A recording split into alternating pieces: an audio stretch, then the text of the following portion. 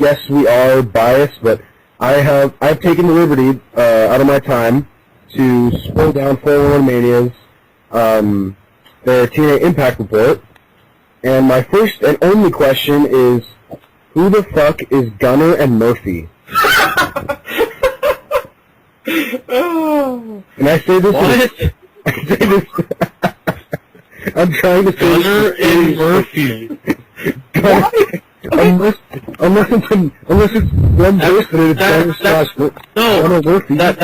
That sounds like a TV show about two gay hillbillies that comes on every Sunday morning.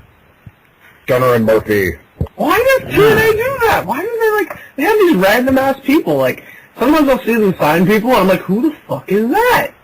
With WWE, I've come to expect it, but with TNA, it's how do you have all these people in both Ring of Honor and fucking PW, all these fucking independent companies, and they do sign some of them, I'll give them credit, but how do you do that and then sign people like Gunner and Murphy? I'm actually curious, who the fuck are these guys? I'm now taking the liberty of looking up, going on the TNA roster. This is probably the second time since the whole January 4th shindig that I've actually gone on TNA Impact. Oh. Gunner and Murphy are a security team. What? TNA Wrestling hired gun security team Gunner and Murphy serve as muscle backups for Eric Bischoff, Jeff Jarrett, and other members of Immortal with their raw power and intensity. With their raw power and intensity, Gunner and Murphy can size up to any TNA superstars if they are forced to step in the ring. And it has a link posted to a match with the Motor City Machine Guns. I don't want to watch. Fuck that. I'm exiting out of that. I think the last time I ever watched TNA was actually with that Eric Young being world champ. He's world champ? When he found the old title in the trash can and just walked around and acted as if he was world champ. Was that when they made him retarded? When they remade him retarded? Remade him, I'm sorry. So wait, when did they stop making him retarded? That's the real question here. When he became a fucking white supremacist? He was a white supremacist? No, not exactly. What? Whatever the fuck that was called, World Elite. Oh, yeah, World Elite. I forgot what it was. Yeah, this is the only technical thing I'm going to say with a straight face is TNA has all this bullshit where they, except for the main event Mafia, I really can't think of anything really that stands out that says TNA patentized something good and something memorable since Team Canada and the main event Mafia, honestly. That's all I could ever think of. Yeah, but even then the main event Mafia was just full of old farts who really couldn't do anything in the ring anymore. But it's still memorable. You still know it. You had Kurt Angle. Kurt Angle basically carried that fucking group. Kurt Angle... Skeleton? No! Kurt Angle is the one fucking guy in TNA that is over 40 that can stay. Every single person, pretty much everyone else needs to get the fuck out. Because that company has such potential, has such a great roster, but just shitty booking. And I don't want to blame it solely on Vince Russo, because I doubt it's just him, but it's just how do you have such a damn good roster, and yet you can't fucking make a good company? Ring of Honor has Hogan. It's Hogan. It's Hogan does not have nearly as much power as they try to make it seem, though. Bischoff probably has more. I mean, Hogan's there, but from what I understand, Hogan is kind of pushing the younger guys. I don't know for sure, but who knows? I gave up on him. I don't want to even fucking think about it. WWE isn't much better, but they at least have finally gotten out of their head out of their ass. It just took Shawn Michaels retiring, Batista leaving, and Undertaker damn near dying, but whatever. The 2/21/11 thing. Oh yeah. Oh. Go for it. I got a text message. It's gonna be Taker, but I want it to be Sting. Well, it's they mentioned that Sting signed, and Sting has the potential of being that, And what's kind of interesting is if they're gonna pull that angle, they're not gonna do it on SmackDown. They're gonna do it on Raw. And Taker's never on Raw. He's always on SmackDown for the most part. But the 21st of February is a Monday, so let's say Taker comes out, does something, he just makes his return, like, not for anybody or anything, and then, like you said earlier, lights go out, little girl is being raped, or something like that, and then Sting comes from the rafters. They're not going to do the Raptors thing, but yeah. Oh yeah, last time they did that, well... Someone died, yeah. Yeah, whoops. And then nails him with a baseball bat, that would be pretty cool, and that's really the only way I could see them pulling off the whole... Yeah. That's best case scenario. The only way I can really see Taker actually appearing on Raw is if they do like some super show that they do a couple of times, that whole 3-hour special Raw event or whatever. What'd you call it? Or everything Special. They have those shits like once a month, don't they? I don't even know. That's the day after the Elimination Chamber, right? The 21st? Wait, is it like Saturday night's main event, or...? No, it's on Raw. I just know the Elimination Chamber is like the night before, isn't it? Yeah. Okay. That makes sense, then. I mean, I just, like, because Taker versus Barrett, like, it doesn't sound like it helped Barrett because Taker's not ready, you know? That's all I've been hearing is Taker's not ready to fucking wrestle again, and they're gonna make him, basically, or he's gonna make himself, and... Barrett's never ready. Huh? Barrett's really never ready, unless you put him in the ring with a real worker. And Cena. Works well with John Cena. Maybe just the story... Well, that's because Cena is a real worker. Well, yeah. Delusional fucking people try to portray that John Cena isn't good, and...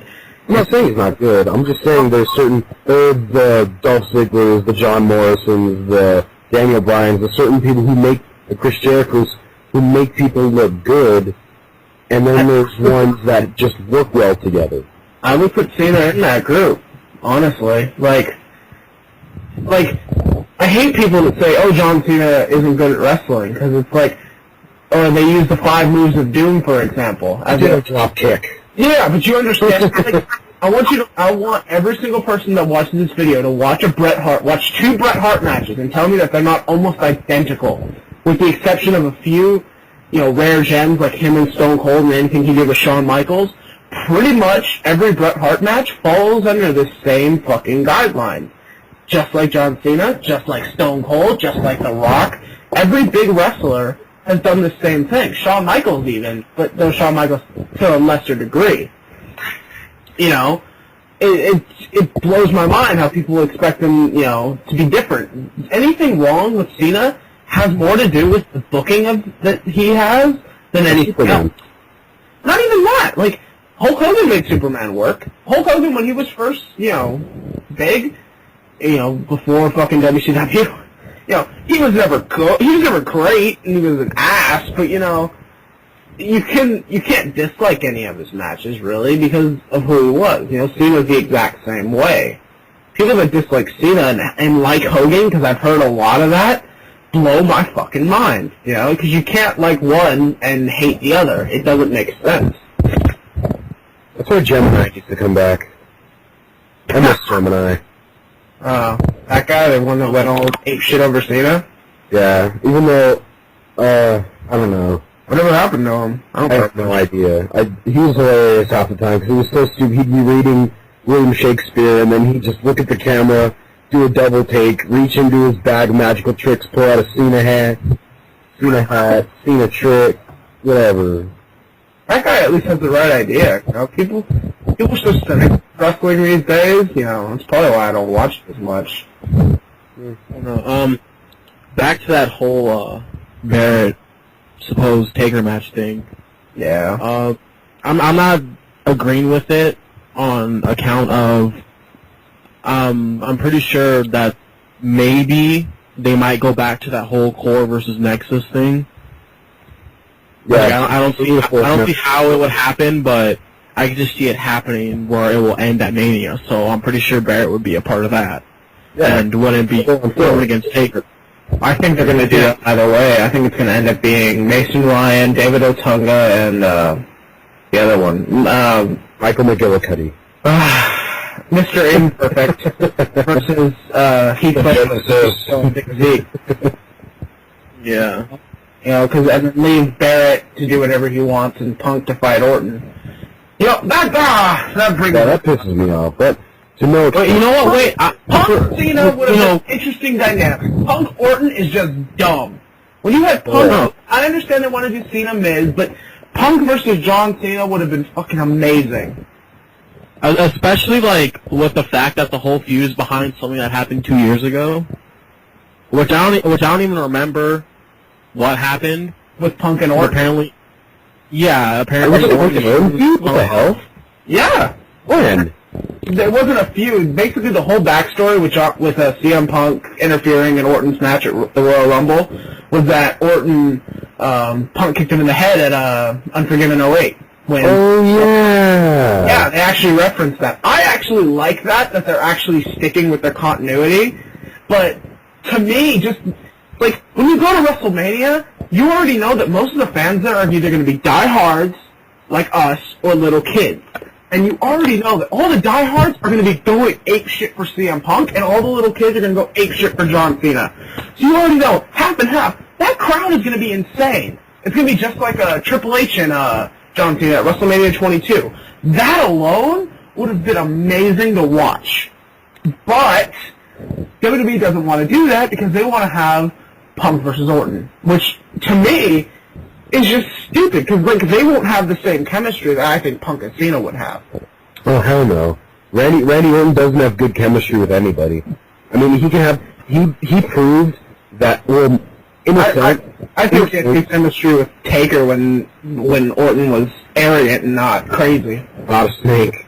Yeah. I mean... Taker had good chemistry. It gets to a point where it looks like they're desperate with the whole, like, backtracking to 2008. Yeah. Because you have feuds, like, during the summer and last summer of, Orton and Cena, and they say, like, this is the greatest feud of all time, whatever. They don't reference the whole fucking Cena's dad getting Punk kicked in the head by Randy Orton.